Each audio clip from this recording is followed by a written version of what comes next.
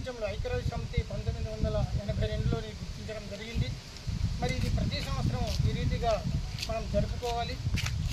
ఎందుకంటే స్వతంత్ర దినోత్సవం అని ఉంది, అలాగే చాలా దినోత్సవాలు మనకు ఉన్నాయి. కానీ ప్రత్యేకంగా ప్రపంచంలోనే ఆదివాసులు ఈరోజు ప్రతి ప్రాంతంలో ఉన్న ఆదివాసులు పండుగ జరుపుకుంటున్నారు. మన సంస్కృతి, మన సంప్రదాయాల్ని మనం కాపాడుకోవాలి. అలాగే మన భూమిని కూడా, మనకు ప్రత్యేకమైన చట్టాలు కూడా ఉన్నాయి. ఆ చట్టాలని కూడా కాపాడుకుంటూ మన ఆదివాసులు ఐక్యత ముందుకు మనం జరపాలని మరి చాలా చెప్పుకోవాల్సినటువంటి ఉన్నాయి. కూర్చున్న తర్వాత మేము అనేక రకాలుగా సాంస్కృతిక పాటలు ఆటలతో మరి మనకున్న చట్టాలతో చెప్పాలనుకుని మనం అనుకున్నాం.